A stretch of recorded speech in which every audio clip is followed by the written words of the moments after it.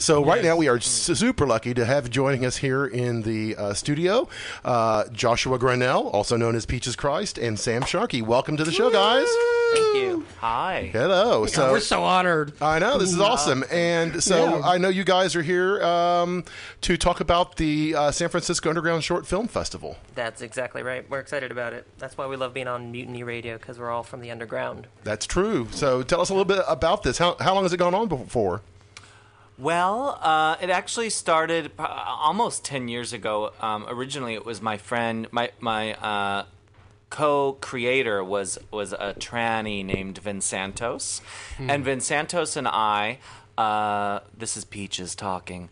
I'm put on my Peaches voice. Vincentos and I really were making short films, and we were frustrated by the fact that the local film festivals weren't screening or taking our movies, and they were charging us entry fees to submit them just for consideration. And we thought we should just create our own film festival where we don't have any entry fees. We show the kind of overlooked, underrated movies of local filmmakers, and that's really where it started. And it was about 8 or 9 years ago. And Vincentos has moved on to New Orleans. He's in New Orleans, right? Yeah, and Sam here is my longtime stage manager for my Midnight Mass shows and my shows over at the Castro. Sam's also a great film programmer and a great film curator. And I actually screened in one of the second Underground Film Festival. I did a student film with my pal, and Peaches was kind enough to accept it, so that's part of what got the ball rolling with our collaboration. And it's kind of the first time we worked together was that screening. So we showed Sam's movie. Right. Yeah. And then that's kind of been the spirit of it ever since. It's just screening locally made movies for folks who don't often get to see their movies on the big screen with an audience, and that's the spirit. Yeah, must be a great party, of course. Well, I saw the listings of all the films. There looked like there'd be some really fascinating things coming up.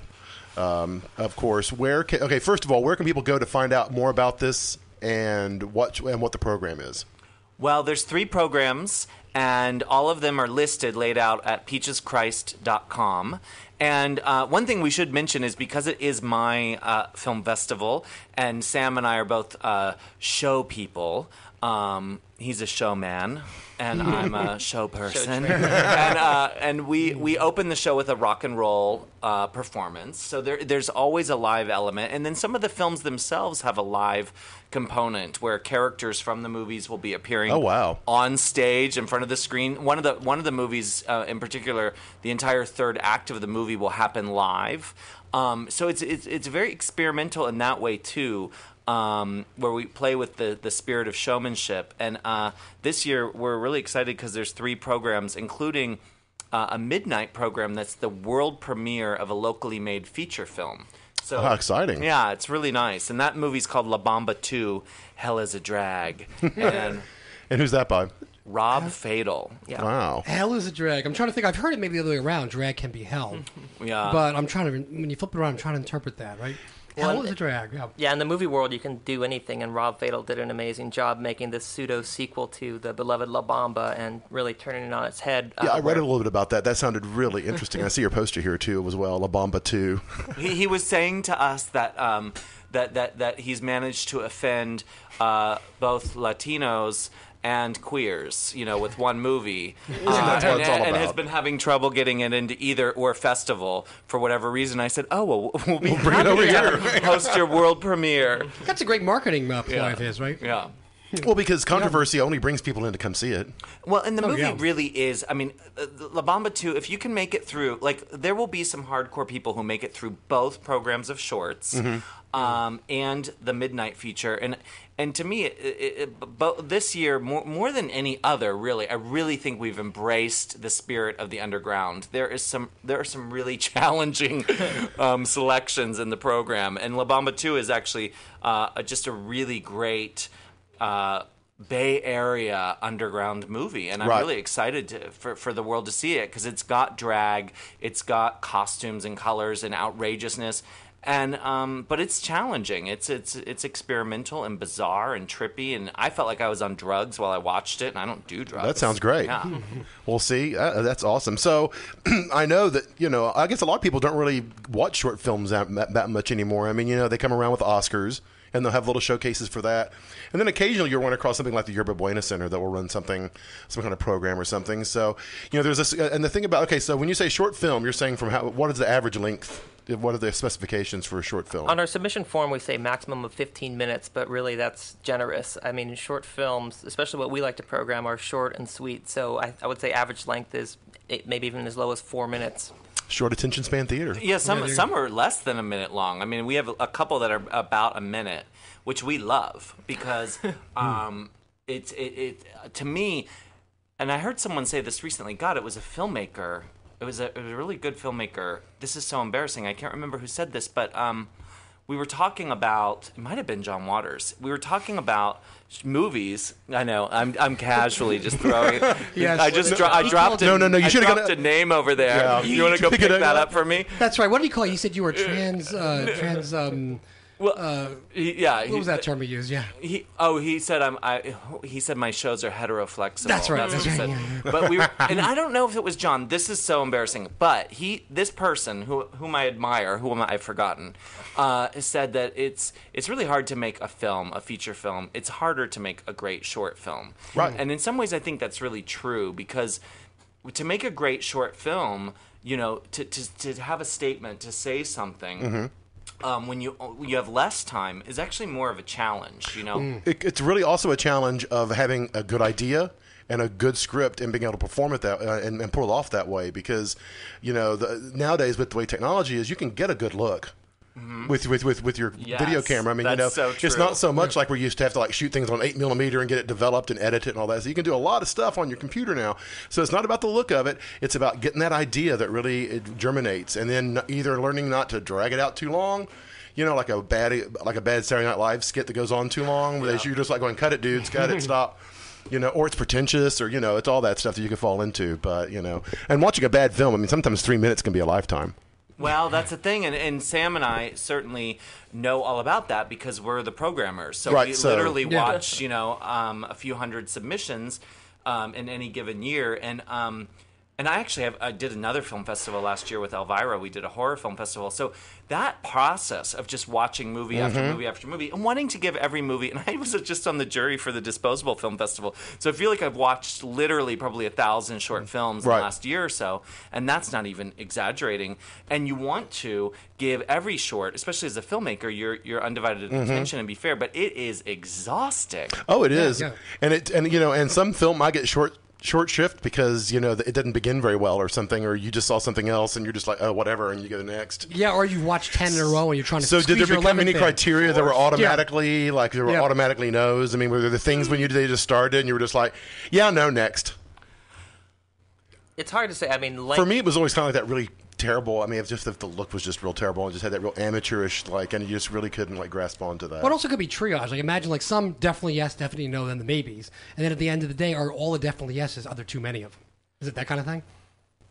You kind of. It depends on the day. We'll do 3 or 4 hours of screening, sitting down at a time, and it's true that last film in the top of hour 4 doesn't get a fair shake, even though it may have fallen to the yes pile at the very get go. So really, length, even before seeing the content, if we see that it's 8 minutes long and the description doesn't grab us yet, then we can already be rolling our eyes. But we still give it that fair chance and looking at the whole thing. But luckily, poor quality doesn't really turn us off because with the flexibility with this festival that it is underground, it is DIY, and that can sometimes play to your advantage, especially if you don't take yourself as seriously. Totally. Well, and one of the best films we actually have screening is a film called Wire Boy by Cassandra Seckler, who's an experimental filmmaker, and she's clearly inspired by Kenneth Anger and the Kuchars and a lot of my favorite filmmakers. And she intentionally shot on an old VHS camcorder, and but it works so well for this movie, and it has that kind of that 80s camcorder feel to it that those were the first movies I made. Sure. On my parents' giant camcorder I loved heavy. around the neighborhood. The editing was a nightmare with tape. Well, you had the VCR strapped to the side of your body. Yeah, I was editing with two machines. Two and you lose all this quality, but you're willing to lose the quality for the editing. Yeah. And you get that 4th or 5th generation tape, and it's just all distorted. And So it's funny now that young people, she's a younger filmmaker, that actually embrace, the degraded quality of those outdated, formats. And you're right. Like now with these high definition cameras and their commercial cameras, there are beautiful pieces of crap out there. A lot of just sort of like really gorgeous looking, like Hollywood. No. Well, very much so. Perfect run of the middle of the road crap. Well, I was on this show Trauma. They did like 2-3 years ago. They did a speaking call of. for drag queens. Piece of crap. And my God, it was. And the amazing thing was, it was a $3 million budget. Yeah. Can you imagine what we could do for $3 million? We could go to Europe. We could film 14 episodes. We can have $1 million party at the end. I could make 6 movies. You can make 6 movies, right? My God. I noticed you had a movie in the. I do. It's actually the film that's in there called Season of the Troll is from the 2001 festival. Or no, actually, it's never played in the Underground Film Festival. It was before, but I made it in 2001, and it's bookending the second program with another film that was made last year. And the reason we're showing both is because they were both shot at the Bridge Theater, which is where the festival was born, which is a theater I ran for a dozen years. Right. And so we wanted to have a tribute in this year's Underground Film Festival to the Bridge. And so these two films that were shot at the Bridge roughly a decade apart are bookending the festival. Well, that's fascinating. And they're both really sick and twisted and stupid. Perfect. Yeah. Well, yeah, and also watching a short film alone is very different than watching it with a group of people. And then having the opportunity to do commentary and talk afterwards. Kind of thing. Yeah, the second film, which I did not create, it was created by employees of the Bridge Theater, actually reveals that many of them had been ejaculating into the popcorn for a number of years. So I think, Explains that funky, salty taste. There's I remember the pickles at the deli I used to work at. Yeah. So there's all sorts of revelations that one can discover at the film festival this year. And so now you're at the Victoria Theater. We are. We moved over there a few years back because the Bridge, we were always relegated to a midnight spot. And as the festival got bigger or longer, we wanted to program more, we really couldn't, we had to back it up. We couldn't go later, the sun would be coming up. 5 a.m. So in order to do a 3-program film festival like this, we needed to be able to start, at 7 or so. Well, it's so nice, too, because you're just right off the 16th Street BART stop, so it's just like it was just right there. It's a great location. Great neighborhood. And the Victoria ended up becoming a very special place for me because I shot my feature film there. So that's where I saw it. Yeah, it's really a hidden gem of a theater. I mean, we're paying tribute to one of our other lost single screens, The Bridge, but, the Victoria is still alive and really happy to be celebrating film and stuff in there still. Well, luckily they've also been able to do like theater-type stuff there, too. So it has multi-use. And they have drinks, a lot of drinks in there? They do, yeah. We're going to have a bar at the festival. Even better. Yeah, so the movies will be, enjoyed even more. And so people can get tickets through your website? They can, yeah, peacheschrist.com. And actually for your listeners, we offer a discount code for $2 off any ticket, any type of ticket, if they enter the code Marlin Riggs when they check out. Tongues untied. Yeah, the famous underground local filmmaker. Right. All one word, totally. all lowercase. Yeah. Okay, all one word, all lowercase, Marlin Riggs. That's MarlonRigs. Yes. Just making sure people know that. Yeah. So, okay, well, that's fascinating. I definitely would. And, and one of the things I noticed looking at the schedule as well, that, Joshua, you have something else coming up at the Castro Theater next month? It's actually at the Victoria. It's at the Victoria as well? Back-to-back events, yeah. Oh, okay. And tell us a little bit about that. Well, and the reason we're doing it at the Victoria is because of what the event kind of became, which is a celebration of the 40th anniversary of the Rocky Horror Show.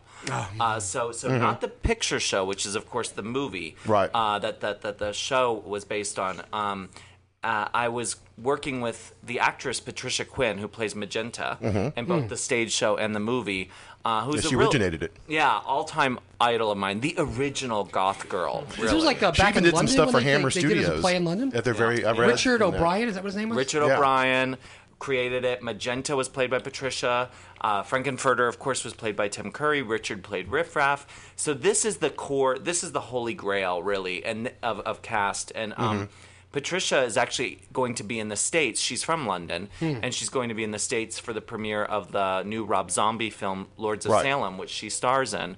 And so she and I have been in touch, and decided that it would be really cool to celebrate this big 40th anniversary and do a show that's really about the stage show. And so we've created a concert event, a concert tribute. Awesome. And so we decided to mount it at the Victoria because we can actually have a big giant stage. It's more of a theatrical presentation, and we're not screening the movie. We're doing a full 2-hour show with an interview with Patricia. Jason Brock from the X Factor will be appearing. Jason. As Frankenfurter. Yeah, so it's going to be a very special night. And Patricia will be performing as part of the show, which is, just something that people don't get to often experience. No, not at all. Is actually seeing one of these original cast members. I'm not going to say what she's going to be doing, but let me tell you, she's going to be singing a song that you're not going to want to miss. I have a feeling I know what it is. I won't spoil it, but because I was just telling you that there's actually an interview with her in this month's room in Fangoria magazine. Oh, fabulous! Where she does talk about that. But and also I have an In Style magazine I'm currently selling on eBay. Anybody wants it? Which actually has their review of the Rocky Horror Show. Wow! So it has some pictures that they snapped while all that. Yeah, so I know we all have to remember. And so I'm taking it that people can also get tickets for that at peacheschrist.com. Yes, all tickets available at peacheschrist.com. That's amazing. So I remember seeing an interview with Richard O'Brien. They said, "What inspired you to do the Rocky Horror Picture Show?" And he said something like, "Well, I was reading a women's magazine and I saw these bras and girdles and I got confused. I wasn't sure if I wanted to wear them or have sex with these women." And I'm like, I completely relate to that. Right? It's like, Richard. Now, have you seen Richard lately? No. He's very much living in between genders, and so you really it's just so great to see this person who created this thing. I mean, it's so ahead of its time, and the politics are so extraordinary. And you watch it today, and it still just really delivers. It's still just such an incredible show. And I saw it in Mexico last year. With a Mexican cast, and watching these folks perform the Rocky Horror Show, it just really occurred to me how universally wonderful the music is, the taboos, all of it. The cross-dressing. I always said it was like step one to coming out. It's like, I'm into Rocky Horror. Yeah, I came out one time. Yeah, for me, it was step one back in the 70s or 80s. Step one to I am not the freakiest person on the planet. For me, it was realizing that there was a family there for me someplace. My parents really remember me coming home and declaring to them, waking them up at 2:30 in the morning and being like, my life has been changed forever. By this movie, and I don't actually remember that, but I can imagine that I did that. They said, no, you came into our bedroom, woke us up in the middle of the night, and said you found your people. To be young and passionate. Yeah, it was awesome. For me. It was the Rocky Horror Show, Rocky Horror Picture Show. John Waters, because I grew up in Maryland, big time John Waters, and Elvira, and with these these three, this combination of three.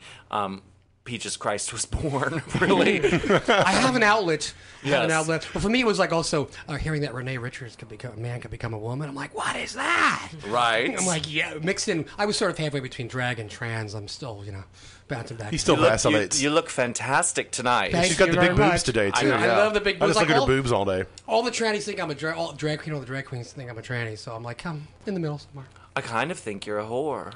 Yes! And I know that that's a high compliment. I know. You obviously made her happy because the boobs go with jiggling. I love these triple Ds. I mean, that red leather mini and those boots. And had it custom made. Right, it looks good. I'm going to have these custom made. You could make some money tonight. Okay. Well, I now live on Polk Street. Yeah, she's not far from Sutter. Well, right, in this neighborhood. Yeah, I literally can see the Glow Divas from my place, and I can go right down the bat pole. How perfect. Yeah. Yes. Oh, good Lord. So, you've been able to really explore a lot of the cult heroes that you've been, that you grew up loving and everything, and meet them and actually do projects with them. Is there anybody you have a yen for still? Is there a holy grail out there? Yeah. I mean, okay. So yes, Richard and Tim Curry and Little Nell, because that would be great to do shows with any of them. Right.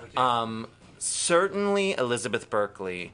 For Showgirls, really inviting Elizabeth and being able to share this experience of watching Showgirls with people who love it, because she was really crucified for that movie. Oh, that was legendary how bad she got it. And so it was a very painful thing, and I really would love to kind of put on a show where we really show her we love you, we celebrate you, and and enjoy it.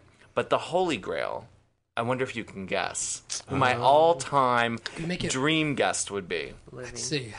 Living, of course. No, I want to roll. Well, bring out the dead body of Vincent Price. Thank you very much. No. Gotta give us a clue. And maybe she's the Holy Grail she's because I'll probably never get her. You know, that makes it all the more desirable. So she's older. Mm-hmm. She's a Hollywood legend. Uh-huh. Of course. Yes. Debbie Reynolds? No. I think she's gettable. She is pretty gettable if you have the prize. She played a witch at one point. Yes. Not the one from Yvonne. Barbara Steele. What's her name? She played a type of witch, a witch-like mother who was abusive to Not for her the children. Munsters. The one from the Munsters? Oh. No, Faye Dunaway. Oh, wow, Faye sure. Dunaway. Okay. Oh, yeah. I wasn't even in that category. Wow. Sorry, I wasn't even thinking about it. I know. I was steering. I was like, Yeah. oh, they're off in a different All the direction. reporters, they keep all they want to bring up is Mommy Dearest. Yeah, that would be from me. I mean, Mommy Dearest to me is just it's just a perfect film, and I think Yeah. she is such an amazing actress. Yep. And I admire her so much, and even if she's freaking crazy now, I don't care. Oh, you know, Faye Dunaway stories are great. I know, Yeah. but that for me would be a dream come true. Yeah. More Yeah. than It's got to be an angle there. yeah. Somebody was just telling me. I think It's really hard. Mary Kay doesn't Place. do it. That's what Mary Kay Place one time told me that she was working in the studio for Tim Conway when she first started her career, and Joan Crawford came. Faye Dunaway came through, and the only thing she said to her was Diet Coke, and like walked. Oh, past her really? into the- yeah. That's very Joan, right? Yeah. Well, I know. mean, That's why I it's- almost slipped and missed them because they're both so similar. Yeah. Well, you watch. You know, I've been promoting those movies for so long and celebrating the movies, and I show Joan movies too. I've screened Baby Jane, Whatever Happened to Baby Jane, and Straight Jacket multiple times. So I have many stills in my collection of things. And honestly, sometimes I'll look at a picture of Faye as Joan and really forget that it's Faye. Yeah, and put no, it in I the agree with wrong you. pile of marketing materials. In a you way, know? she kind of ruined her own career by being too good. She was so good. I mean, John, again, to bring up John Waters really says it's the script that went too far. Right. Faye Dunaway was doing what she should have done. Right. And really, if you look at her performance, it is brilliant. It is. It's transformative. It's just she's an amazing actress. Oh, I but agree. too bad that the whole thing left a bad taste in her mouth because she I does know. not She's embrace it at all. bitter about it. Yeah. That and I think the Andrew Lloyd Webber Sunset Boulevard debacle. Oh yeah. I mean, everything post Mommy Dearest has not gone kind well of for gets her. a little What year was that? Was that the early 80s? 84? 84, yeah. Maybe like Yeah. 83? Yeah, I just saw her in Network. Remember the movie Network? Amazing. One of the all-time great movies ever. That was great. I No, love when Don't Ned fuck Beatty with my lowers. foreign rights. Yeah, when Ned Beatty lowers the boardroom windows and says, "You have dared to violate," and that was pretty. That's intense. just right she's- down your alley. Network, Yeah. Chinatown, Bonnie and Clyde. I mean, you watch those movies, and she's one of the last greats. You know, Yeah, she was really. cute. Of that type of star. That kind of star. That kind of star, yeah. Even the eyes, what I call the eyes of lurid mess, because that's what they used to call it in Mad Magazine. I But the love eyes of that Laura Mars. movie. The Eyes of Laura Mars, And I yeah. know that's a big fan of like a lot of the older drag queens. That's like the one there. I know that Timmy Spence has like a whole thing about that movie. Well, I teach at San Francisco Art Institute now, and so Yeah. in the fall I teach a performance course where it's a character creation course. But in the spring, we're talking about the fact that I'm teaching a cinema course, and I'm wavering between sort of a drag queen study of cinema, where we look at drag through the course of cinema history, and that's one thing that's on the table, and the other one is just sort of like not cult movies, but sort of camp movie, almost like if I could teach gay children, Right. You know, you have to watch this, and this. Imitation of Life.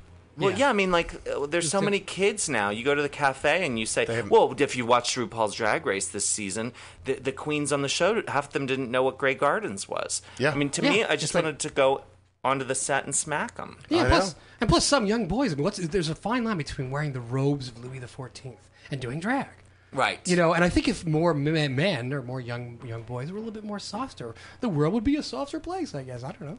But it's like, know? I like the idea of us learning, looking at movies now as sort of our history of, you know, in a sense, queer culture. You know, it's like so many of us basically learned how to be queer through watching cinema.